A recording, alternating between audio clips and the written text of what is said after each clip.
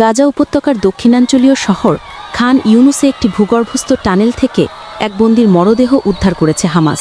মঙ্গলবার ২৮ অক্টোবর সংগঠনটি জানিয়েছে মরদেহটি তারা ইসরায়েলের কাছে হস্তান্তর করবে। তবে ইসরায়েলি প্রধানমন্ত্রী বেঞ্জামিন নেতানিয়াহু বলেন, হামাস যে দেহটি হস্তান্তর করেছে তা ভুল ব্যক্তির।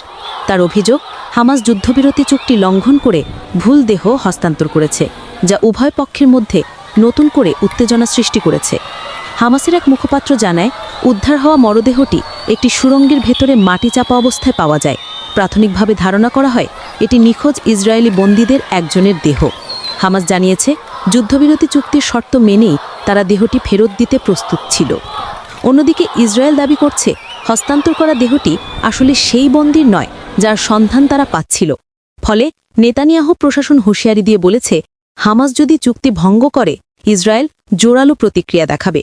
এর পরপরই গাজার বিভিন্ন এলাকায় ইসরায়েলি ড্রোন ও যুদ্ধবিমান হামলার খবর পাওয়া গেছে।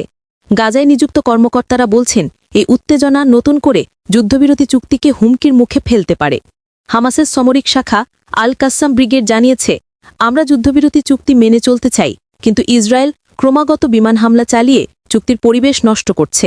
আমাদের দেশের অধিকাংশ টিভি চ্যানেলগুলোই দেখা যায় যে সঠিক তথ্যটি আড়াল করে মানুষের কাছে ভুল তথ্যটি উপস্থাপন করে। তাই আমরা চেষ্টা করি মানুষের কাছে সঠিক তথ্য উপস্থাপন করতে, এবং আমাদের এই উদ্দেশ্যকে সফল করতে আমাদের চ্যানেলটিকে সাবস্ক্রাইব করে পাশে থাকুন।